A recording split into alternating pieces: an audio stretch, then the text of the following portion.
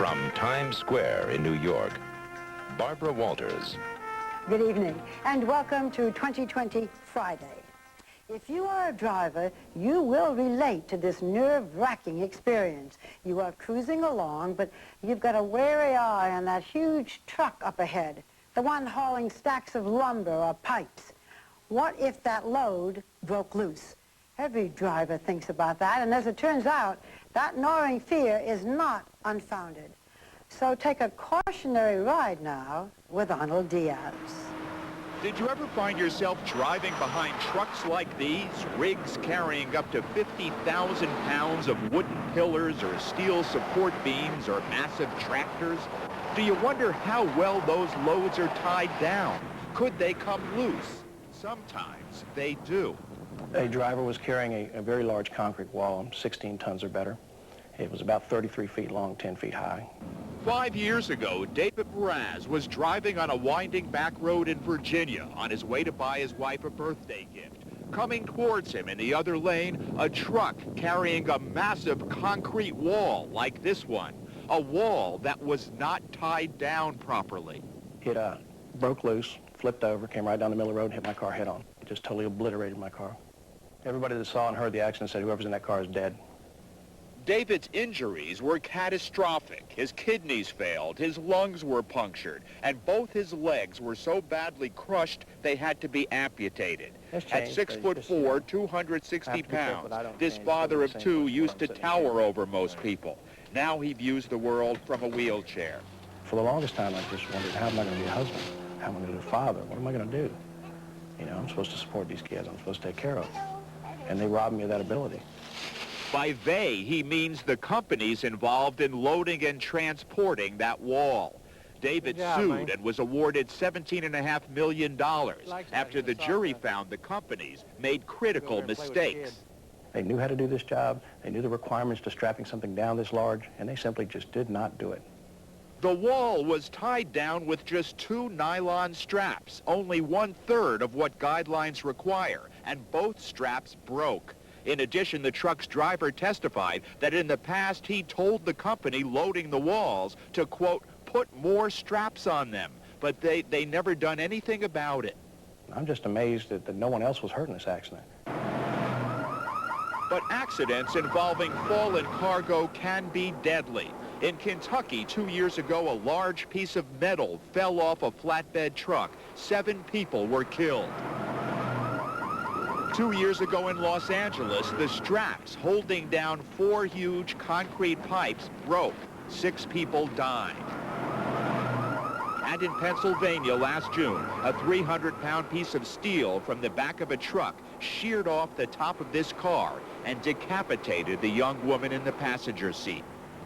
How many trucks are on the road with loose cargo? That's hard to say because less than 10% are randomly inspected each year. We do know the number of trucks taken out of service for improperly secured cargo has gone up almost 50% in just 4 years. We watched the police randomly inspect some flatbed trucks in Virginia. This one was carrying a 28,000-pound concrete shed held down by 3 chains. Chains the police said were not strong enough. So you need twice as many chains as he's got there now? Right.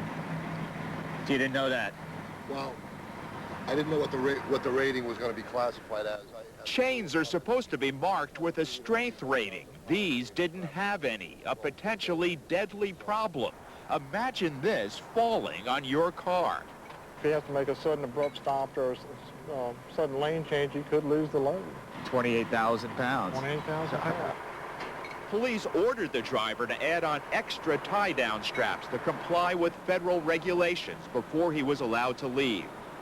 And they found this truck, carrying 43,000 pounds of sheetrock, also had too few tie-downs, and that wasn't all. Boards under here are not secured, and they should be. The one strap in the center has got a tear in it. But even if the cargo is properly tied down initially, problems may develop once the truck begins its trip. Just the vibrations from the road can loosen the straps. That's why federal regulations require drivers to stop and check their loads every 3 hours or 150 miles. But that was news to these truckers. So you're unaware of the regulations that say you need to stop every 3 hours? You hadn't heard that? No. No, no one I ever... don't drive that much anyway. No, I've been driving 15 years and I ain't never heard it. I mean, stopping every 150 miles, boy, that's nonsense. I mean, if you secure your load down and everything's good and tight in the first 50 miles, most of the time they don't get loose no more. But they can come loose. Police found the wooden timbers on the back of this truck were not tightly secured. A couple timbers here you need to get tightened down somehow or another. Okay. You think they came loose while you were driving or something? Yeah. Rough road. Rough roads? That loosens it up?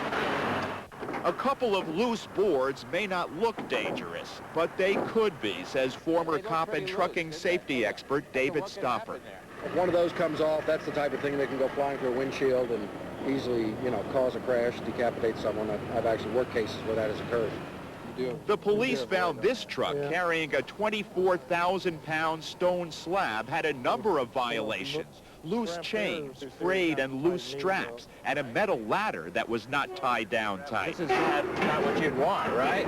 It ain't what I want, nah, but I mean, I know it's not going nowhere, but you don't know that. If I'm driving next to you and I could do something like this, I don't want... Well, I would want it tight to the floor, yeah. You want it tight? Yeah, I wouldn't want it to bounce off on nobody's car either. So how come it's so loose like this? Well, it just happened to come loose.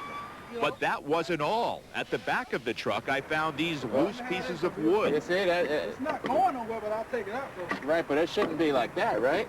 Well, it's going to come loose. Dave Stopper says across the country, loose cargo and loose tie-downs can be big problems. The drivers just don't stop regularly and check them as much as they should. Now, why don't they? Because it's their life on the line as well if something were to happen with that load. In the trucking industry, if the wheels aren't turning, you're not making money. That's the bottom line.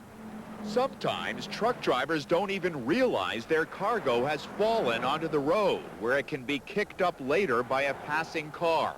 In 1998, film director Alan Pakula was driving on the Long Island Expressway when a 7-foot steel pipe that had fallen from a tractor trailer earlier was propelled into the air by another vehicle. It crashed through his windshield and struck him in the face, killing him. But it's not just the cargo you can see that can be a problem. Stopper says the loads inside covered tractor trailers can also come loose. Sometimes they're only held in place by a device called a load lock, which he showed us can easily give way. And the walls of the trailer itself, he says, are not very strong. So if that load shifts and pushes up against the side, you're saying it could actually break through the walls? Oh, yeah, they just pop out. That's precisely what happened 2 years ago in Texas. When this truck slammed on its brakes, the 3 10,000-pound steel coils inside came loose and crashed right through the side walls of the truck. Alton Baylor, driving in the opposite direction, was unable to get out of the way. He died, leaving behind 3 children and his wife Deborah, who sued the trucking company and settled for an undisclosed amount. The loads was not secured down properly the way they should have been. For if they had, then the driver would have had more control of his truck. Horrible accidents caused by falling cargo are not always the fault of the truck driver. In some cases, the loads are properly secured, but come loose because a truck is forced to slam on its brakes after being cut off by a motorist. And people will come zipping up in the passing lane and then cut over to make an exit ramp. And if you talk to truckers, that's their number one complaint, is drivers cutting in front of them and then slowing down suddenly or hitting their brakes. His advice for drivers? You shouldn't cut in front of a truck until you can see the driver in your rearview mirror. If you're closer than that and then you slow down suddenly, he or she could have some difficulty controlling that vehicle. But David Mraz didn't cut anyone off. He just happened to be on the same road as a dangerously loaded truck. Do you drive around now? Do you look at the back of a truck when you see things on a truck? All the time. All the time. I see people hauling things and, they don't look tied down well to me. These things can come off and it just can be a devastating kind of thing. And the devastation continues. In just the last year, steel coils toppled from 2 flatbed trucks in upstate New York. A fallen piece of metal impaled a little girl in South Florida. And in Texas, a man was killed when a rod fell from a truck and crashed through his windshield. People just need to be more careful. We really do. This was a preventable accident. Oh, absolutely. Absolutely. Should never happen again. Arnold, these terrible freak accidents. I knew the director, Alan Pakula, very well, so I know the kind of tragedy something like this can cause. But what should we drivers know? Because we all follow trucks. Well, don't follow them closely. Put distance between you and the truck. Don't tailgate. Don't hover around the sides in their blind spots. When you pass them, do it only on the left, and only cut in front of them when you can see that driver in your rearview mirror. It's a lot harder for them to stop than for you to stop. What about the guidelines that the drivers just don't follow? And now the federal government is proposing tougher guidelines, more straps, more chains to tie things down. But their enforcement of those guidelines is very sparse. So what good is it to toughen them up? Yeah, and they're driving and say, listen, we can't pull over and fix our cargo. So we have to be careful. We do. We have to put distance between us and the trucks. Good advice. We'll be right back.